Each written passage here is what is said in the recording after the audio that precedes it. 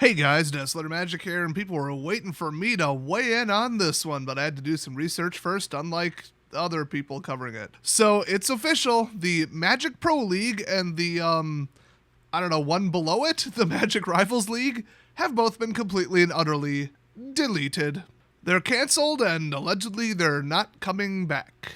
And it's not just that, they're not just restructuring it, they're not, folding them together into one thing, they're not, just making it wider but calling it a different name. I think this one statement really points out what they're doing. The Magic Esports Twitter account said, and I quote about the new system, "It will not be explicitly designed to support competitive Magic as a career path." Oh, that is harsh. So according to a secondhand source, like basically a pro player that allegedly was told what was going on before this was public, I guess, they're going to focus on, quote, other aspects of play, like just commander fests and like special one-time events and just, anything else. So there might still be some kind of like a championship, a one-time thing, like, a new set came out, so we're going to hold a tournament for it, that kind of thing, like a GP, but nothing resembling a pro tour or like an ongoing thing with tracking points or any of that. And I say good, okay? If you haven't been following Pro Magic, it is a joke. Everybody hates it, and it's just nothing but cheaters. And I mean that both in and out of the game. Pretty much every pro player in the history of Magic has cheated on their girlfriend, plus or minus a margin of error of like 90%. That is like literally all the drama news we ever hear from these douchebags. It's always a bunch of rich boy assholes with, cushy jobs or rich parents where they don't have to, go to work so they can travel and they got the money to do it. So it's pretty much the polo of the trading card world. I'm saying you gotta be rich to play it. The vast overwhelming majority of recurring pros were either found to be cheating, that's how they're recurring pros, because luck will catch up with you if you aren't cheating. But besides that, none of them are very likable. None of them are like the big outgoing, social, let's, have a fan base and interact with them. A lot of them are like super antisocial. Some are just unfriendly. They're just not natural presenters. They're terrible on live stream. I mean, it's like an interview with an average NFL player, okay? They're on the team because they're good at doing things with, running and a ball, not talking to reporters and giving presentations on talk shows about sports. And that's fine. I mean, nobody's going to be good at everything, but, and once in a while you get somebody like Donald Driver where he's like amazing on like commercials and in interviews and stuff. But most of them are just unlikable, abrasive, rude, fat, annoying, immoral people like LSV. So I think Wizards finally realized, and they have made statements in the last year that like, their whole fanboy culture where they want, like literally they want the same people to win over and over and over. That's why they gave them free buys just for like existing and being rich. You just spam tournaments, don't do terrible, and you get a couple automatic free wins to help rig the tournament in your favor so that, oh, look who keeps winning, everybody follow them. And if you follow a person, then you follow the esport. Now, I don't know if you knew this or not, but Magic cards don't run on electricity, so calling it an esport is kind of like calling like the World Series of Poker an esport. Oh, but what about Arena and MTGO? Well, see, that's the thing is they haven't really said it, but that's what they're moving to. I mean, they're going to keep doing those $1,000-$2,000 tournaments, and to me, gutting the whole, seeing the same 64 players or whatever over and over and over, yeah, do it. They're unlikable. Everybody hates them. Nobody wants to watch them. And nobody has the time or money to be like, oh, I want to get into the pro league, or I want to get into the pro play. I want to qualify for this league or that or this tournament, world tournament, whatever. How do I do that? Oh, you just have to travel every other weekend and have 50 grand to dump into it. Oh, okay.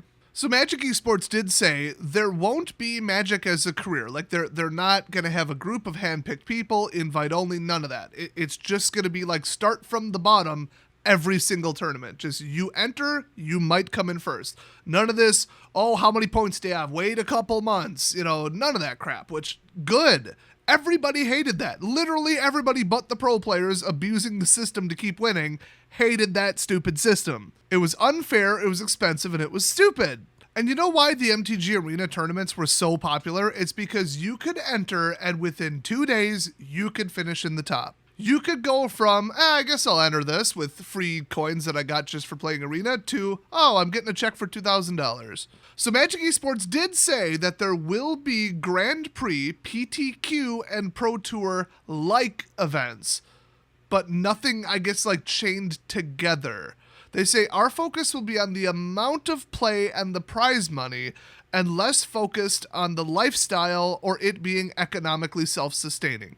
So the other thing is, you might have heard that I think it's the MPL or the Rivals League or both, or a different group with a lot of crossover. I never found out, but they're paying some streamers $75,000 a year to stream Magic. So that is like their full-time job. But since, every other draft environment is pretty bad, and then Standard Constructed hasn't been bearable or tolerable to play or watch for about 2 years, a lot of these paid contracted streamers were streaming the bare minimum that their contract said, which, 3 days a week or whatever it was, for at least, so many hours, and then they would go play anything else. And it was very clear that they could not pretend to be having fun playing it.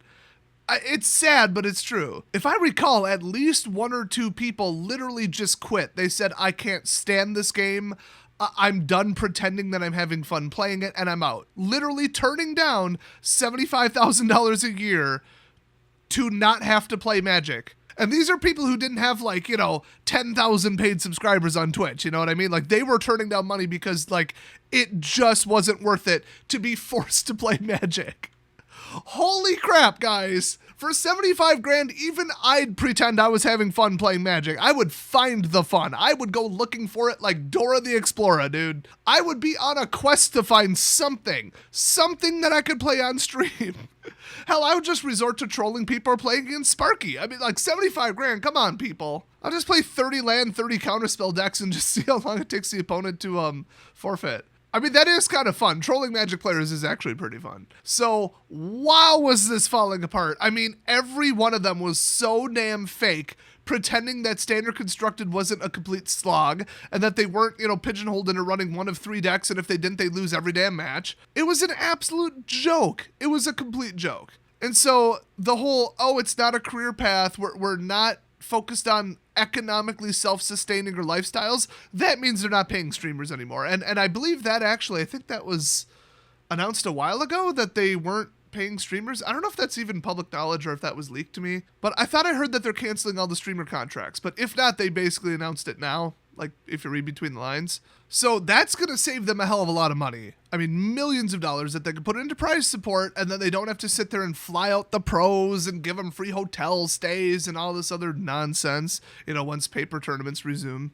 And, it would be more accessible if you're like, fine, I'm going to take a weekend, I'm going to go to this, 2, 3, 4,000 person tournament, and I'm going to go from the bottom to the top with no prerequisites, no requirements. Now, they did say there might be PTQs, which is a Pro Tour qualifier, but Grand Prix, I think, always were walk-in back in the day.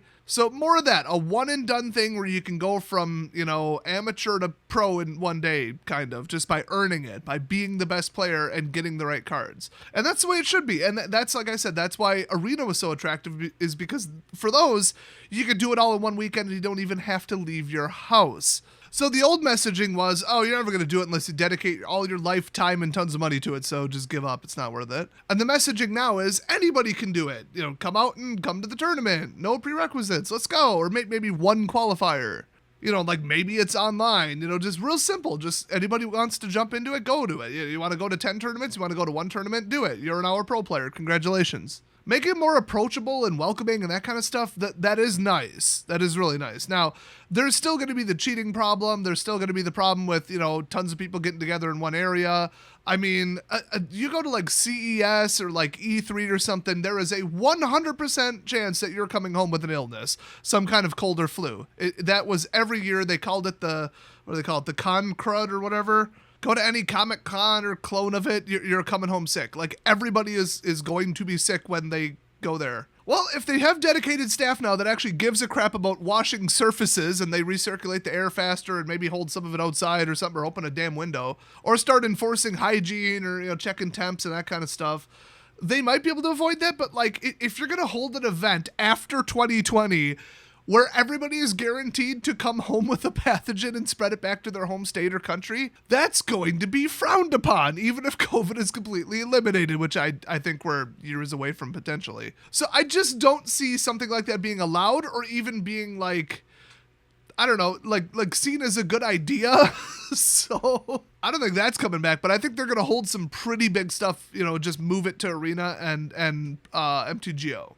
And I'm fine with that. People are like, oh, I want to see cards. I want to see classic, whatever play. Nobody watched the streams when they were digital. Nobody watched the streams when they were paper. Okay, you're vastly in the minority on that. People don't want to watch Magic tournaments. They want to participate in Magic tournaments. And honestly, I think not seeing the same people over and over and over will actually up the viewership, because you're like, oh, who's this new person? Oh, look at this interesting. This guy's 70, or look, a 12-year-old girl just won. Oh, how about that? That's more interesting than, oh, look, that guy again. Yeah, he's probably cheating. Or literally, oh, there's that person that they unbanned after he was already caught cheating. I wonder why he's doing well. And just, if you don't have respect for the integrity of the tournament and you don't like the people that are always in it, you're not going to watch it. So just being random people that you don't know, that by itself is going to up the viewership, in my opinion, which is kind of sad and kind of funny at the same time. But the MPL was primarily just that terrible of people. People with bad reputations for doing bad stuff online, for cheating, for being assholes